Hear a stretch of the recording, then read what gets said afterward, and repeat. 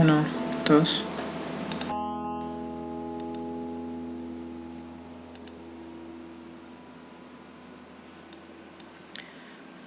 Hello, this is my presentation number 3. The topic is Western or Asian dominance. Different perspective. First, we have Neil Ferguson. He argues that Western civilization decline is not inevitable. He talks about 6 components, which he calls the 6 killer apps. Competition means that in the West there's an ambition versus in Asia the state is covering everything without any ambition of progress. Scientific revolution is the control of man over nature acquired in the West versus the blasphemous mind that inquire God. That's what the Asian culture believes. Property rights means freedom. Modern medicine in the West, there has been the breakthrough against infectious diseases versus sorcery, common in Asian cultures.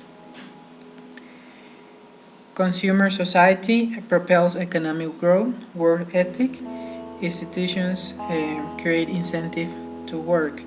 He believes that the West will not decline, probably will collapse as any complex society. But he's more on the side of the West dominance. Then we have Thomas Friedman. He argues more about globalization. There is a quote: "When I was growing up, my parents told me, finish your junior, people in China and India are starving. I tell my daughters, finish your homework, people in India and China are starving for your job." He has a theory called the world is flat, and this is because many people are getting connected and collaborate across borders. So I think he gives an idea of how the world is changing and how countries are changing, and that because of that it is possible that countries such as India could become the next hegemon. On the other hand, we have Pankaj Wemawat. He doesn't believe the world is flat. He criticizes Freeman because he lacks of figures.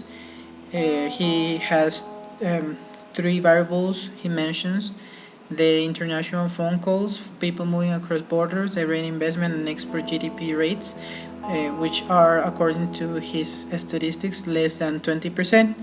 Therefore, he argues that the world isn't flat because there's not too much movement across borders.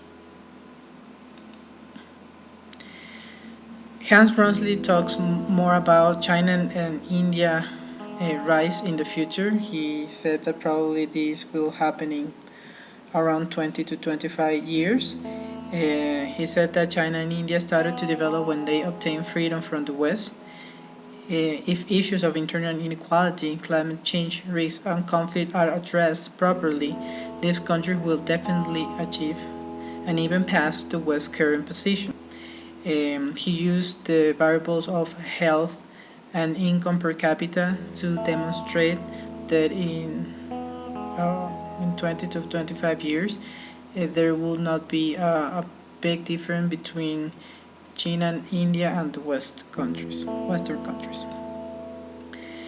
And we have also Martin Jacques. He also thinks that China or Asia will rise, and his arguments are based in 3 important pillars, which are the state civilization conception, more than nation state that is more like a Western concept, the notion of race, and the nature of a state.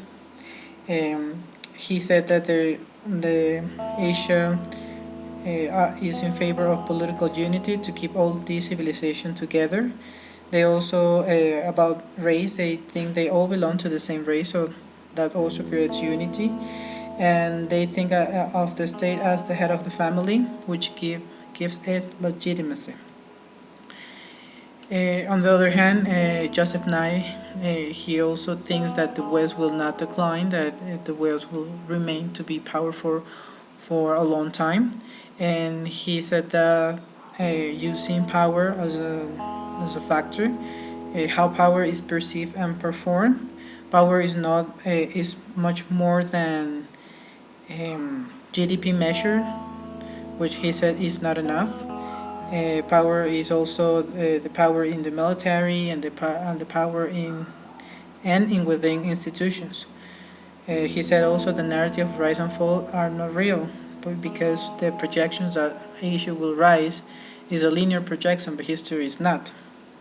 And at the end of his arguments, he mentioned that empowering other states is the all-win game that nations must play. Therefore, calling more for cooperation than to look for the next powerful or hegemonic country or region. That is all. Now the question is, what do you think?